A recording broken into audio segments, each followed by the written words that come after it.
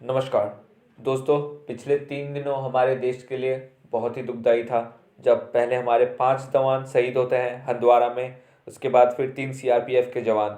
लेकिन कल एक बहुत ही अच्छी न्यूज़ आई जहां पे रियाज नैकू जो कि हिजबुल मुजाहिदीन का चीफ है उसे एलिमिनेट यानी कि मार दिया गया। जी हाँ दोस्तों, हमारे 8 जवान शहीद हुए थे लेकिन हमें कुछ बड़ी सक्सेस नहीं मिली थी।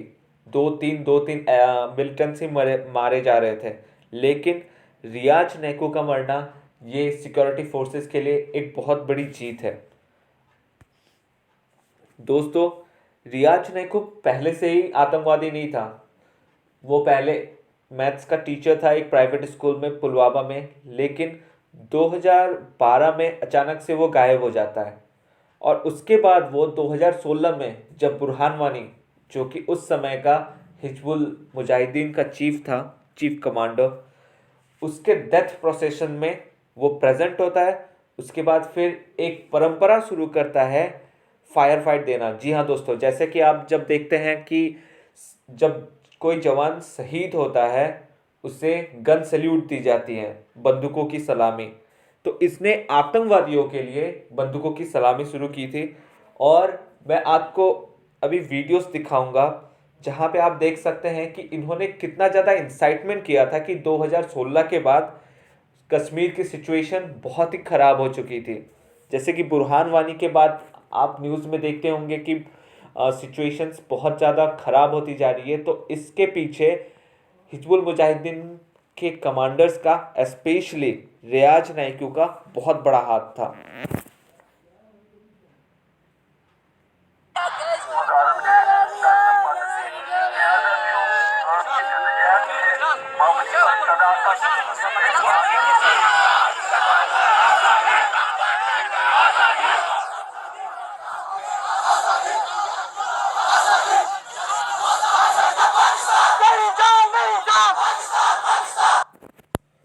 दोस्तों, आप इस वीडियो में देख सकते थे कि कैसे ये मेरी जान पाकिस्तान। जी हाँ दोस्तों, ये नॉर्मल सिटीजन्स तो बोलते दिख रहे हैं, आपको पीछे दिख जाएंगे बहुत से लोग नहीं भी बोल रहे हैं, लेकिन ये जो फ्रंट में है यही वो बरगलाए हुए कश्मीर के यूथ है जिन्हें ये भड़काते हैं।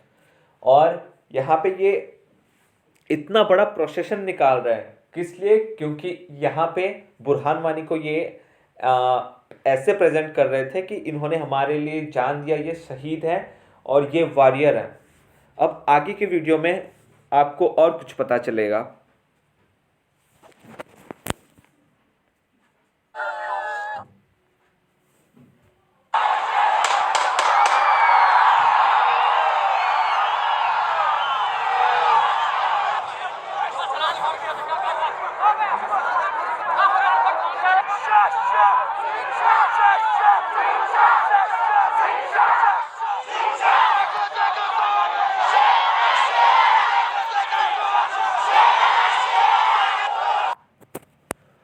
जी हाँ दोस्तों, आपने देखा शुरुआत में वहाँ पे रियाज नाइकू प्रेजेंट था और वो गन सैल्यूट दे रहा था।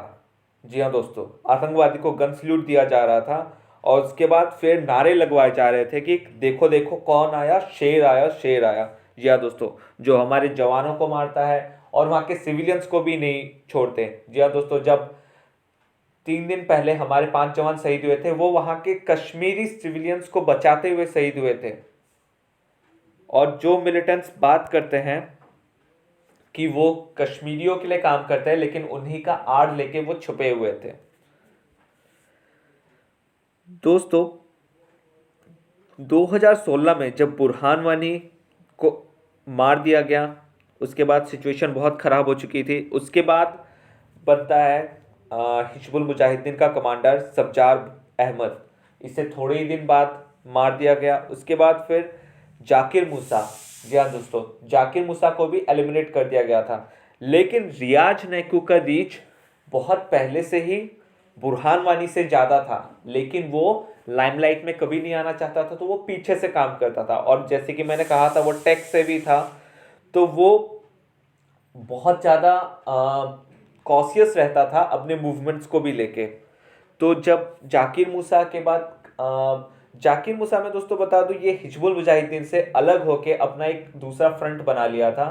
और रियाज नाइकू ने जब देखा कि यहाँ पे एक वैक्यूम क्रिएट हो चुका है, उसके बाद उनकी एंट्री होती है और वो जाके कमांडर का पोस्ट लेता है।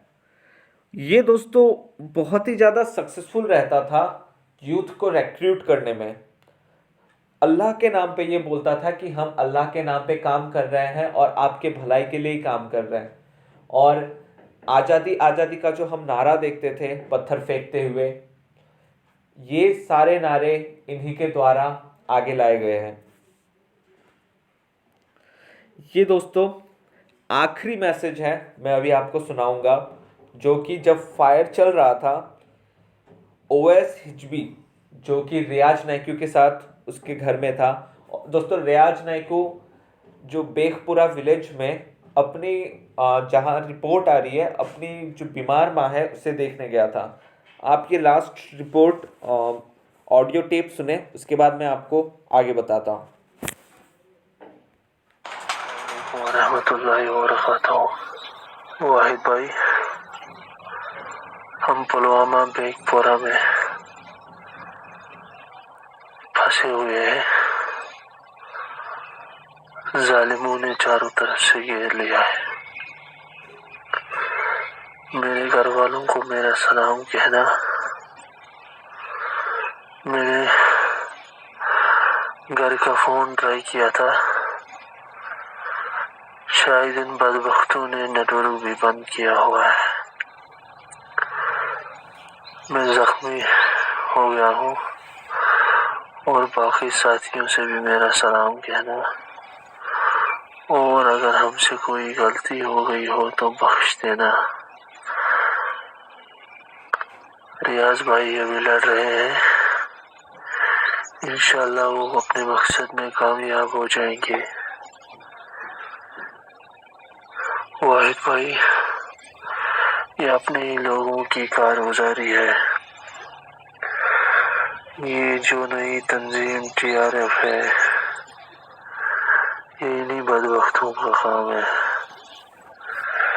इनसे दूर रहना, ये हमारे कश्मीर को बर्बाद कर देंगे।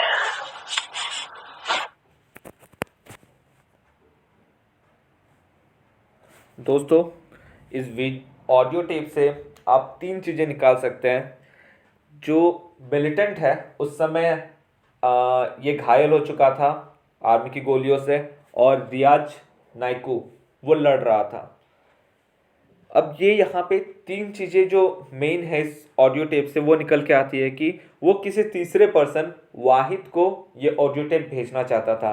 हर वक्त वो वाहिद को ही मेंशन कर रहा था। दूसरा, ये कहता है कि ये हमारे ही लोगों ने हमारे बारे में बताया। अब ये ज़्यादा क्लियर आपको तीसरा पॉइंट पढ़ के होगा। उन्होंने एक TRF ऑर्गेनाइजेशन का नाम लिया और कहा कि ये नई तंजीम है, कि ये नया ऑर्गेनाइजेशन है और ये हमारे कश्मीर को बर्बाद कर देंगे।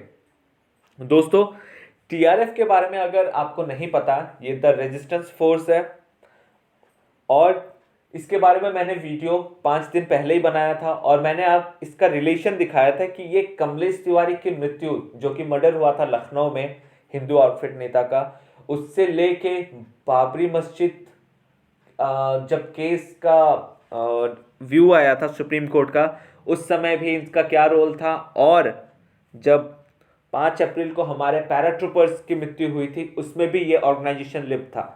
तो इस समय लश्कर और हिजबुल जैश इन सबसे ज़्यादा डेंजरस हो चुका है TRF। लेकिन इसके पीछे भी एक अलग स्टोरी एंड अलग इंटेलिजेंस आउटपुट आ रहा है कि जो हिजबुल एंड लश्कर है, इसको पाकिस्तान अभी इम्पोर्टेंस नहीं देता या फिर इसे कमज़ोर करने में लगा है और TRF को इम्प्रूव करने में लगा हुआ है। अब ये क्यों है, ये मैं बहुत जल्दी एक दूसरा एनालिसिस वीडियो निकालूंगा आपके लिए। धन्यवाद, खुश रहिए, खुशियाँ बांटते रहिए। जय हिंद।